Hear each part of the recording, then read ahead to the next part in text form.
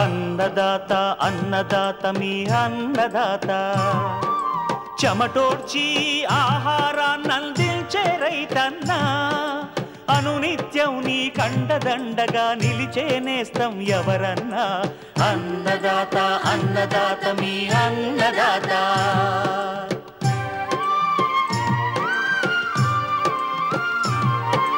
నూతన రీతుల సాగుబడికి నూరింతలు పెరిగే దిగుబడికి సూచనలిచ్చే సస్య రక్షణకు పశు పోషణకి శాస్త్ర విజ్ఞానం అందించి ముందుకు నడిపే తెలుగు రైతు భారతదేశానికి మకుటం అయ్యేలా తీర్చిదిద్దే ఆశయంతో మిమ్ము మేలు కొలిపేది అన్నదాత అన్నదాత అన్నదాత మీ అన్నదాత అన్నదాత అన్నదాత మీ అన్నదాత.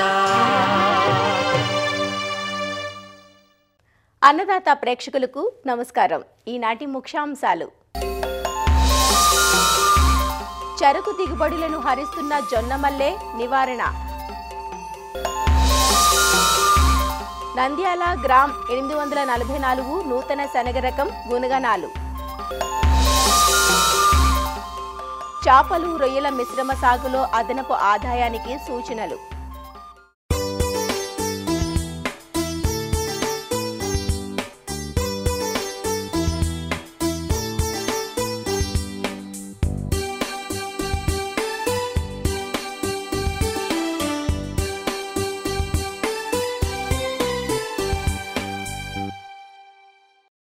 ఒక్క రబీలో మాత్రమే సాగయ్యే అపరాల పంట శనగ. శనగను ప్రాంతాన్ని బట్టి సెప్టెంబర్ మొదటి పక్షం నుంచి నవంబర్ ఆఖరు వరకు విత్తుకుంటూ ఉంటారు.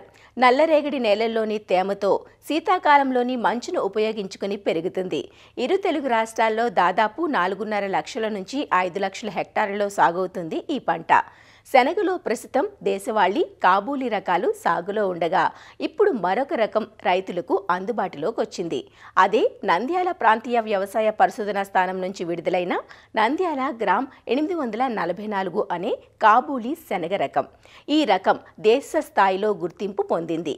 రాబోయే పంట కాలంలో ఈ రకాన్ని విత్తనాభివృద్ధి చేసి రైతులకు అందుబాటులోకి తెస్తామంటూ ఈ రకం యొక్క గుణగణాలను తెలియజేస్తున్నారు ఇక్కడి ప్రధాన శాస్త్రవేత్త డాక్టర్ ఎస్ నీలిమా. ఉభయ తెలుగు రాష్ట్రాల్లో సాగయ్యే పప్పు ధాన్యపు పంటల్లో శనగ ప్రధానమైనది. ఆంధ్రప్రదేశ్లోని ఉమ్మడి ప్రకాశం, కర్నూలు, గుంటూరు జిల్లాల్లోనూ, తెలంగాణలోని ఉమ్మడి మహబూబ్ నగర్, మెదక్, నిజామాబాద్, ఆదిలాబాద్, వరంగల్, ఖమ్మం జిల్లాల్లో రబీలో ఎక్కువ విస్తీర్ణంలో సాగులో ఉంది. ముఖ్యంగా ఖరీఫ్లో వేసిన స్వల్పకాలిక పంటలు పూర్తయిన చోట్ల, అలాగే ఏ పంటలు వేయని పొలాల్లోనూ సెప్టెంబర్ మొదలు నవంబర్ 15 వరకు శనగను విత్తుకోవచ్చు. ప్రకాశం జిల్లాల్లో నవంబర్ 2వ పక్షం వరకు శనగను విత్తుకుంటారు. శనగలో తెల్లగింజ, కాబూలీ రకాలకు మంచి ఆదరణ ఉంది. ఈ శనగ రకాలపై గత కొన్నేళ్లుగా నంద్యాల ప్రాంతీయ వ్యవసాయ పరిశోధనా స్థానం శాస్త్రవేత్తలు పరిశోధనలు చేస్తున్నారు. ఈ క్రమంలో నంద్యాల గ్రామ్ 844 రకానికి ప్రత్యేక గుర్తింపు వచ్చింది. ఇటీవల ఉత్తరప్రదేశ్లోని ఝాన్సీలో జరిగిన జాతీయ రబీ వార్షిక అపరాల సదస్సులో ఈ విషయాన్ని వెల్లడించారు. ఈ రకం దక్షిణాది రాష్ట్రాలైన తెలుగు రాష్ట్రాలతో పాటు తమిళనాడు, కర్ణాటకకు అనువైనదిగా గుర్తించారంటూ వివరాలు తెలియజేస్తున్నారు ఇక్కడ ప్రధాన శాస్త్రవేత్త డాక్టర్ ఎస్ నీలిమా. ఇటీవల ఝాన్సీ ఉత్తరప్రదేశ్ రాష్ట్రం నందు జరిగిన రబీ వార్షిక అపరాల సదస్సు నందు మన ప్రాంతీయ వ్యవసాయ పరిశోధనా స్థానం నంద్యాల నుంచి రూపొందింపబడిన నంద్యాల గ్రామ్ 844 అను అధిక లావు గింజ కాబూలీ రకము అంటే తెల్లశనగ దక్షిణ భారతదేశ రాష్ట్రాలలో అనగా ఆంధ్రప్రదేశ్, తెలంగాణ, తమిళనాడు మరియు కర్ణాటక రాష్ట్రాల్లో సాగుకు అనువైనదిగా గుర్తింపబడింది. ఈ నంద్యాల గ్రామ్ 844 ముఖ్య లక్షణాలు ఏమంటే దీని యొక్క 100 గింజల బరువు 45 గ్రాముల కంటే ఎక్కువ ఉంటుంది. అంటే ఇది అధిక లావు గింజ కాబూలీ రకము. దీని పంటకాలం వచ్చి 95 నుంచి 100 రోజులు. దీని యొక్క దిగుబడిని కనుక మనం చూసుకున్నట్లయితే వర్షాధారంగా 6 నుంచి 7 క్వింటాలు ఎకరాకు గాను 1 లేదా 2 నీటి తడుల క్రింద 7 నుంచి 8 క్వింటాళ్ళు మనకి దిగుబడి ఎకరాకు వస్తుంది. అయితే దీని మీద పరిశోధనలు గత 4-5 సంవత్సరాల నుంచి మనము చేపట్టడం జరిగింది.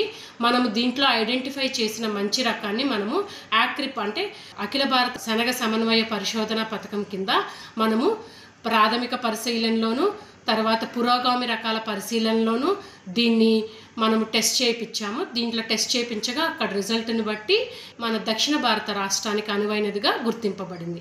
దీని యొక్క విత్తనోత్పత్తిని ఈ సంవత్సరము అనగా 25-26 సంవత్సరంలో మనం చేపట్టి రైతులకు ఇవ్వడం జరుగుతుంది. మన రాష్ట్రంలో శనగలో ఎక్కువ దేశవాళీ రకాలు సాగవుతున్నప్పటికీ కాబూలీ శనగ కూడా మనకి విరివిగా ప్రాచుర్యం ఉంది. ఎందుకంటే కాబూలీ శనగ రకాల్లో మనకి గింజ బరువు ఎంత ఉంటే అంత మార్కెట్లో దీనికి ప్రైస్ లభిస్తూ ఉంటుంది. ఇప్పుడు గుర్తింపబడిన నంద్యాల గ్రామ్ 844 అనేది అధిక లావు గింజ కాబూలీ రకం క్రింద వస్తుంది కాబట్టి మార్కెట్లో మనకి దీనికి అధిక ధర మనకి లభిస్తుంది. అంతేకాకుండా ఇవి మనము ఎగుమతి చేసుకోవడానికి కూడా ఉపయోగపడుతుంది ఈ రకము. ప్రాంతీయ వ్యవసాయ పరిశోధనా స్థానం నుంచి అధిక దిగుబడినిచ్చు దేశవాళీ రకాలను కనుక చూసుకున్నట్లయితే నంద్యాల గ్రామ్ 857 మరియు నంద్యాల గ్రామ్ 452 అనే రకాల విత్తనం లభ్యమవుతుంది. అధిక దిగుబడినిచ్చు దేశవాళీ రకాలు మరియు మిషన్ కోతకు అనువైన రకాలైన నంద్యాల గ్రామ్ 1267 మరియు నంద్యాల గ్రామ్ 776 అనే రకాల విత్తన లభ్యత కూడా మనకి ప్రాంతీయ వ్యవసాయ పరిశోధన స్థానం నంద్యాలలో ఉంది. అదేవిధంగా కాబూలీ రకాలలో నంద్యాల గ్రామ్ 810 మరియు నంద్యాల గ్రామ్ 119 అనే రకాల విత్తనం కూడా లభ్యమవుతుంది. రైతులందరూ దీనిని అవకాశంగా మంచిగా అవకాశాన్ని వాడుకోవాలని మీకు ఈ సమాచారం మేము పొందుపరచడం జరుగుతుంది.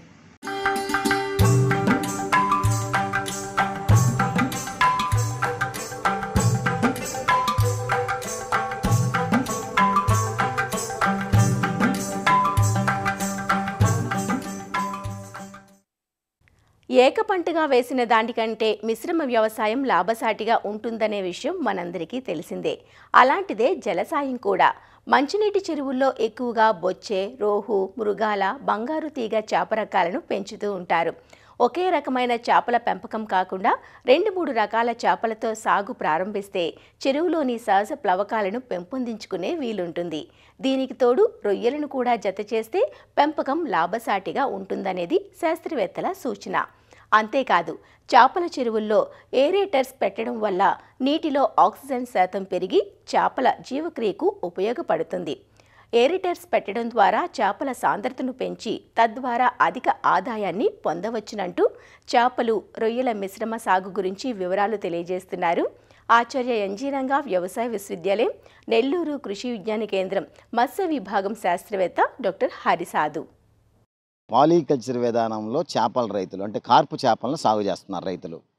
అయితే ఈ కార్పు పాలీకల్చర్లో ఈరోజు రైతుల పరిస్థితి మనం చూసినట్లయితే 1 కిలో చేపలను పండించడానికి 80 నుంచి 90 రూపాయలు ఖర్చు అవుతుంది.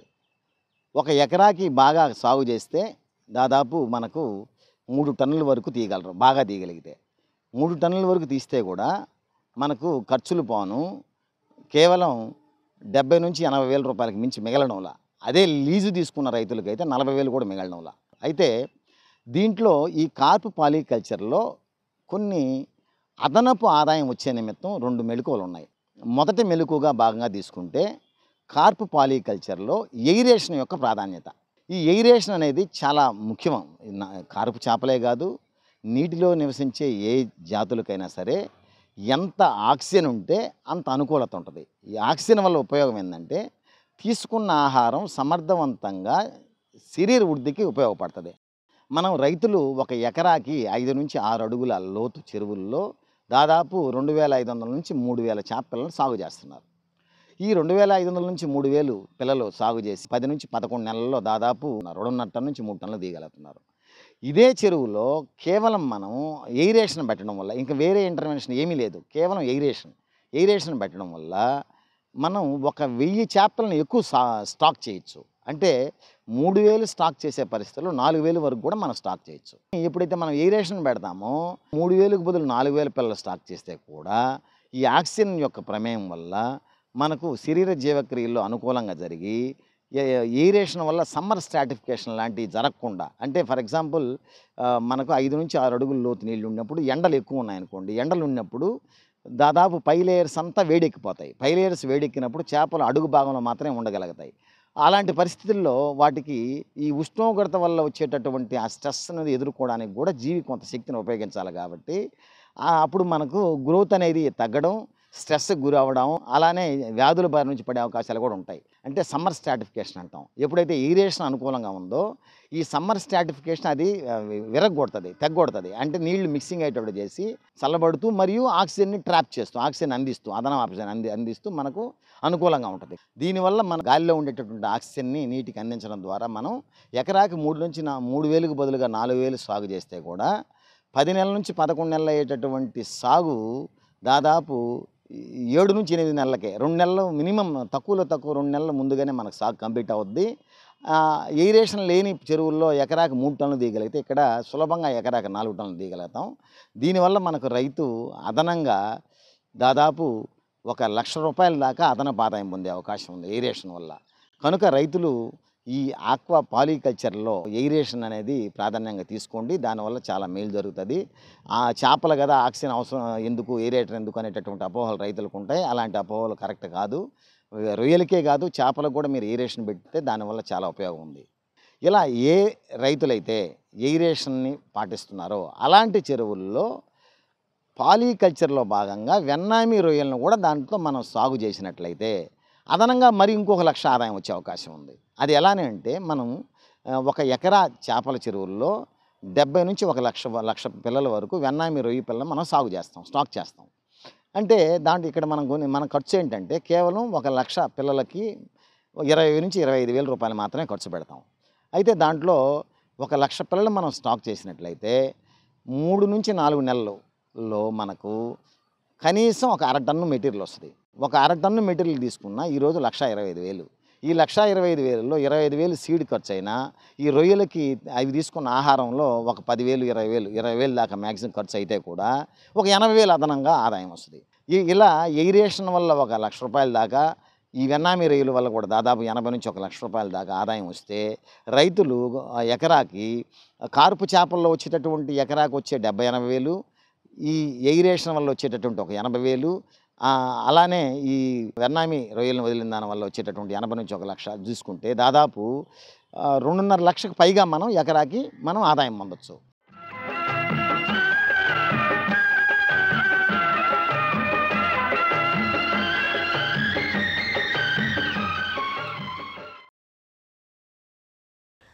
అన్నదాత టోల్ ఫ్రీ నంబర్ ద్వారా పంటల సాగులో రైతులు లేవనెత్తే సందేహాలకు దృశ్య రూపం మీకోసం.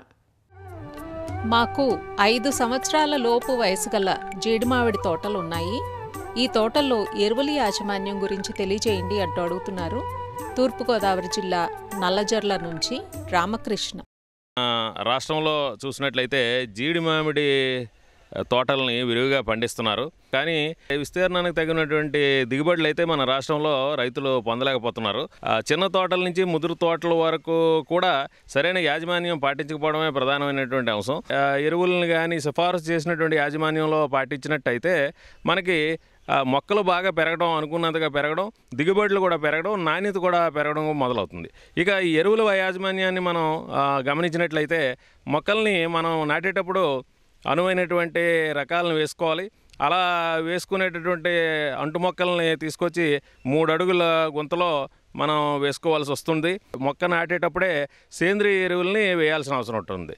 దానికి సుమారుగా 10 కిలోల పశువుల ఎరువు లేకపోతే వెర్మీ కంపోస్ట్ కానీ, 2 కిలోల వేపపిండి, అలాగే 200 గ్రాముల సూపర్ ఫాస్ఫేట్ ఎరువు, ఈ మూడింటిని కలిపి మనం మొక్క వేసేటప్పుడు ఆ గుంతల్లో వేసి మట్టిలో కలుపుకుంటే ఆ మొక్క దృఢంగా నిలిచి తర్వాత చిగుళ్ళు వేసే అవకాశం అయితే తొందరగా ఉంటుంది. అదేవిధంగా మొదటి సంవత్సరం ఈ జీడి మామిడి చెట్లకి ఏ రకమైనటువంటి రసాయన ఎరువుల్ని వాడకూడదు. ఈ మొదటి సంవత్సరం వేసుకునేటప్పుడు సేంద్రియ ఎరువులుగా మనం సుమారుగా దాదాపు ప్రతి మొక్క కూడా 10 కిలోల పశువుల ఎరువు, అదేవిధంగా 2 కిలోల వేపపిండి, అలాగే 200 గ్రాముల వరకు కూడా సూపర్ ఫాస్ఫేట్తో పాటుగా జీవన ఎరువులను కూడా మనం వేసుకోవాల్సిన అవసరం ఉంటుంది. అజిటోబ్యాక్టర్తో పాటుగా మైకోరైజ్ అంటాము. ద్రవరూప జీవన ఎరువులని ప్రతి మొక్కకి కూడా సుమారుగా 20 నుంచి 40 మిల్లీలీటర్లు ద్రవరూప జీవన ఎరువుని సేంద్రియ ఎరువులో కలుపుకోవాల్సి వస్తుంది. అలాగే 2వ సంవత్సరం నుంచి మనం ఈ సేంద్రియ ఎరువులతో పాటుగా ఈ రసాయన ఎరువులను కూడా మనం వాడుకోవాల్సి వస్తుంది. రెండవ సంవత్సరంలో ఈ జీడి మామిడి తోటలకి 100 గ్రాముల నత్రజని, అలాగే 25 గ్రాముల భాస్వరం, అదేవిధంగా 25 గ్రాముల పొటాష్, ఈ ఎరువుల్ని మొదటి దఫాగా అంటే జూన్ జూలై మాసంలో వేసుకోవాలి. అదేవిధంగా రెండో విడతగా సెప్టెంబర్ అక్టోబర్ మాసంలో మరో 100 గ్రాముల నత్రజని, 25 గ్రాముల భాస్వరం, అలాగే 25 గ్రాముల పొటాష్ ఇచ్చేటటువంటి ఎరువుల్ని 20 కేజీల బాగా చివికినటువంటి పశువుల ఎరువు కానీ లేదా వెర్మీ కంపోస్ట్ కానీ సో దాంతో కలుపుకొని మనం వేసుకున్నట్లయితే సేంద్రియ ఎరువుతో పాటు చక్కగా మనకి పోషకాలని మొక్కలకి అందించవలసినటువంటి పోషకాలు అందుతాయి. అదేవిధంగా మూడో సంవత్సరానికి వచ్చేపాటికి 150 గ్రాముల నత్రజని ఇచ్చేటటువంటి ఎరువు, అదేవిధంగా 40 గ్రాముల భాస్వరం ఇచ్చేటటువంటి ఎరువు, అలాగే 60 గ్రాముల పొటాష్ ఇచ్చేటటువంటి ఎరువు తీసుకొని దానికి తగు పాలలో మనం సేంద్రియ ఎరువులని అలాగే జీవన ఎరువులను కలుపుకొని వేసుకోవాల్సి ఉంటుంది. ఎక్కడైనా సరే అవకాశం ఉన్న చోట తోటలో 4 సంవత్సరాల లోపు ఉండేటటువంటి జీడి మామిడి తోటల్లో మనం పచ్చిరొట్ట ఎరువులు కూడా వేసుకునే అవకాశం ఉంటుంది. అలాగే 4వ సంవత్సరంలో 200 గ్రాములు నత్రజని ఇచ్చే ఎరువులు, అలాగే 50 గ్రాములు భాస్వరం ఇచ్చే ఎరువు, 60 గ్రాములు పొటాష్ ఇచ్చే ఎరువులని వేసుకోవాలి. అదేవిధంగా 5వ సంవత్సరం వచ్చేపాటికి 500 గ్రాములు నత్రజని ఇచ్చేటటువంటి ఎరువు, అలాగే 60 గ్రాములు భాస్వరం ఇచ్చేటటువంటి ఎరువు, అలాగే 60 గ్రాములు పొటాష్ ఇచ్చేటటువంటి ఎరువు వేసుకోవాలి. అయితే ఇలా వేసుకునేటప్పుడు మనం మొదటిసారి చెప్పినట్టు మొదటి దఫాగా జూన్ జూలై మాసంలో వేసుకోవాలి, రెండో దఫాగా సెప్టెంబర్ అక్టోబర్ మాసంలో ఈ సిఫార్సు చేసినటువంటి ఎరువుల్ని వేసుకోవాలి. ఇలా వేసుకునేటప్పుడు కొన్ని జాగ్రత్తలు పాటించాలి. అంటే మొక్క మొదల్లో ఎరువు వేసేటప్పుడు మొక్కకి 1 నుంచి 1.5 మీటర్ దూరంలో మనకి 10 సెంటీమీటర్ల లోతులో ఒక పళ్ళెంలాగా తయారు చేసుకొని దానిలో ఈ రసాయన ఎరువు సేంద్రియ ఎరువు కలుపుకొని మనం వేసి నీరు కానీ అందుబాటులో ఉంటే నీరు కడితే చాలా చక్కగా ఆ పోషకాలన్నీ కూడా మొక్కలకు అందుతాయి. అదేవిధంగా ఈ సేంద్రియ ఎరువులు వేయడం వల్ల కూడా ఈ రసాయన ఎరువుల పనితనం అంటే సామర్థ్యం బాగా పెరిగి వాటి తాలూకా మొత్తం ఎరువుని మొక్కలు తీసుకునేటటువంటి అవకాశం కలుగుతుంది. సో సరైన పోషకాల యాజమాన్యం చేపట్టడం వల్ల ఏమవుతుందంటే మొక్కలు ఆరోగ్యంగా ఉండటం వల్ల ఏ రకమైనటువంటి చీడపీడల తాలూకా ఆశించడం కూడా తగ్గుతుంది. సో ఈ విధంగా ఎరువుల్ని మనం సమగ్రంగా అంటే రసాయన ఎరువులతో పాటుగా మనం సేంద్రియ ఎరువులు అదేవిధంగా జీవన ఎరువులను కూడా కలుపుకొని వేసుకోవటం వల్ల మనకి దిగుబడులు ప్రతి సంవత్సరము అలాగే నాణ్యత జీడి మామిడిలో పెరిగే అవకాశాలు ఉంటాయి.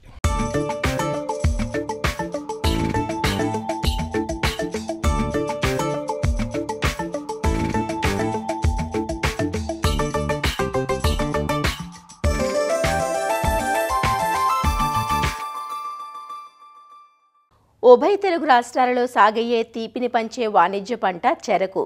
చీడపీడలే కాక చెరకు పంటకు ప్రధాన సమస్య జొన్న మల్లె అనే కలుపు. ఇది ఒక వేరు పరాన్నజీవి కలుపు మొక్క.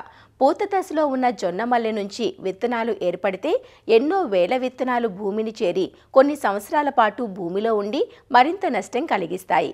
కాబట్టి తొలి దశలోనే జొన్న మల్లెను నివారించడం తప్పనిసరి అంటూ తెలియజేస్తున్నారు ప్రొఫెసర్ జయశంకర్, తెలంగాణ రాష్ట్ర వ్యవసాయ విశ్వవిద్యాలయం బసంతపూర్ వ్యవసాయ పరిశోధనా స్థానం శాస్త్రవేత్త డాక్టర్ విజయ్ కుమార్. ప్రతి సంవత్సరం కూడా కలుపు వలన చెరకు పంట లోపల దాదాపు 25 నుంచి 80% వరకు కూడా పంట దిగుబడి పైన నష్టం జరుగుతూ ఉంది.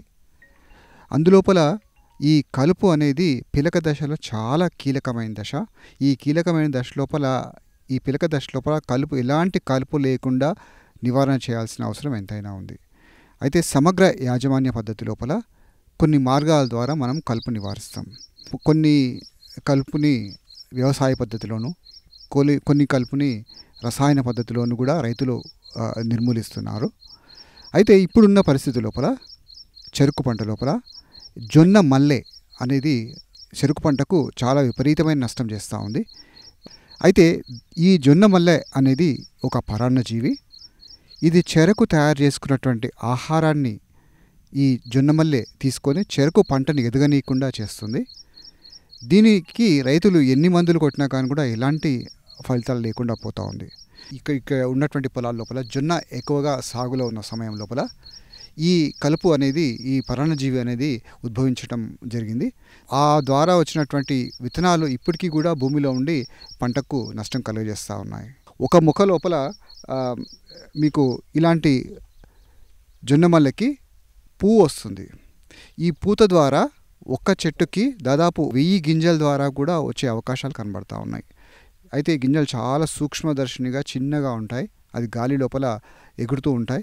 ఎక్కడైతే పంట అనుకూలమైన పంట వస్తుందో ఆ పంట పైన వాలి ఈ కలుపు నష్టం జరుగుతూ ఉంది. అయితే ముఖ్యంగా మనకు ఇలాంటి సందర్భాల లోపల నిర్మూలనకు ఏం చేయాలి అంటే కనుక మొట్టమొదటిది మనం చెరకు పంట వేసేటప్పుడు భూమిలో ఉన్నటువంటి ఈ జొన్నమల్లె విత్తనాలని గాలికి ఎండకు బహిర్గతమయ్యేలా లోదుక్కులు చేపట్టాలి. ఇలా లోదుక్కులు చేపట్టినప్పుడు వేసవి లోపల ఉన్నటువంటి ఉష్ణోగ్రతకి దాదాపు ఈ జొన్నమల్లె విత్తనాలు దాని లోపల ఉన్నటువంటి శక్తిని కోల్పోయి విత్తనం మళ్ళీ మొలకెత్తనీయకుండా చేయడానికి అవకాశం ఎక్కువగా ఉంది. రెండవది ఏంటంటే ఒకవేళ జొన్నమల్లె కనుక ఆ పొలం లోపల చాలా విపరీతమైన సమస్యగా ఉంది, మొక్కల కంటే కూడా ఎక్కువగా ఉంది, అలాంటి సందర్భం లోపల పంట మార్పిడి అనేది ఉత్తమమైన పద్ధతి. ఈ పంట మార్పిడి సమయం లోపల రైతులు గమనించవలసింది ఏంటంటే వాళ్ళకు అనుకూలమైన పంట కాకుండా కొన్ని పంటలు మాత్రమే శాస్త్రవేత్తలు సిఫారసు చేస్తూ ఉంటారు. అందులోపల ముఖ్యమైనది ఏంటంటే వేరు శనగ, బొబ్బేర్లు, లేకపోతే సూర్యపువ్వు, సన్ఫ్లవర్ అంటాం మనం. ఈ పంటలు వేసినప్పుడు ఈ పంటలో లోపల ఉన్నటువంటి వేర్లలో నుంచి ఒక పదార్థం భూమి లోపల విడుదలై ఈ జొన్నమల్లె విత్తనాలన్నింటినీ కూడా మళ్ళీ మొలకెత్తే సామర్థ్యం కోల్పోయేలా చేస్తాయన్నమాట. సో ఇలా పంట మార్పిడి 2 సార్లు కనుక చేసినట్టయితే భూమి లోపల ఉన్నటువంటి జొన్నమల్లె విత్తనాలు మళ్ళీ రాబోయే పంటలకు ఎలాంటి నష్టం చేయకుండా చేయడానికి ఒక అవకాశం ఉంది. ఈ జొన్నమల్లె రాకుండా ఉండాలంటే కనుక పొలం లోపల నీరు నిలబెట్టేసి దాదాపు 5 నుంచి 6 రోజుల వరకు నిలబెట్టినట్టయితే కూడా అక్కడే మురిగిపోయి జొన్నమల్లె చావడానికి కూడా అవకాశం ఎక్కువగా ఉంది. ఇంకొక కల్చరల్ ప్రాక్టీస్ లోపల భాగంగా ఎప్పుడైతే పూతకు రాకముందు కనుక పీకేసేసి కాల్చివేసినట్టయితే కూడా కొంతవరకు చాలా సులభంగా నివారించడానికి కూడా అవకాశం ఎక్కువగా ఉంది. అయితే చాలామంది రైతులు చెరుకు ఎదుగుదలకు వచ్చిన తర్వాత పంట ఏపుగా ఎదిగే దశ లోపల దాన్ని నివారించడానికి చూస్తూ ఉంటారు.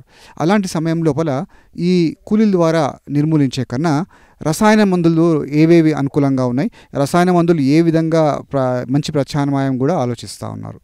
ఆ రసాయన మందులో భాగంగా 2,4-D నాక్విడ్ 5 మిల్లీలీటర్లు 1 లీటర్ నీటి లోపల పంట పైన 7 రోజుల వ్యవధి లోపల 2 సార్లు కనుక పిచికారీ చేసుకున్నట్టయితే ఈ జొన్నమల్లె ఎక్కడైతే ఉందో అది మొత్తం అంతా కూడా చనిపోవడం జరుగుతూ ఉంది. ఇటీవల కాలం లోపల మా చెరుకు పరిశోధనలో భాగంగా కొన్ని ప్రాంతాల లోపల కూడా కొన్ని రైజోబియం కల్చర్స్ అంటే వాస్కులర్ రైజోబియం కల్చర్స్ కూడా మనము పరిశోధన భాగంగా కొన్ని పొలం లోపల ఈ కల్చర్స్ వేసి చూసినాము. ఇది భారతీయ వ్యవసాయ మండలి భాగం లోపల కొన్ని పరిశోధనలు జరుగుతూ ఉన్నాయి. సో అక్కడ కొంత ఆశాజనకంగా ఉంది. ఎప్పుడైతే మనం చెరుకు నాటుకుంటామో నాటుకునే సమయం లోపల ఈ కల్చర్ని కనుక మనము 2 కిలోల కల్చర్ని కనుక 1 ఎకరంకి పశువుల ఎరువులో కానీ లేకపోతే ఏదైనా సేంద్రియ ఎరువులో కనుక కలిపి చల్లినట్టయితే కూడా ఈ జొన్నమల్లె కూడా విత్తనాలు అక్కడికక్కడే చనిపోయే అవకాశాలు కూడా చాలా ఎక్కువగా ఉన్నట్టు కూడా మనకు పరిశోధన ఫలితాలు కూడా తెలియజేస్తూ ఉన్నాయి. మరిన్ని విభిన్న అంశాలతో రేపటి అన్నదాతలో మళ్ళీ కలుసుకుందాం. నమస్కారం. అన్నదాతలు తమ సందేహాలు, సమస్యలను 18004254085 టోల్ ఫ్రీ నంబర్లో ఉదయం 10 నుంచి 11 గంటల మధ్య పని దినాలలో సంప్రదించగలరు. ఈ కార్యక్రమాన్ని యూట్యూబ్లో www.youtube.com/annadata ETV లింక్ ద్వారా వీక్షించవచ్చు.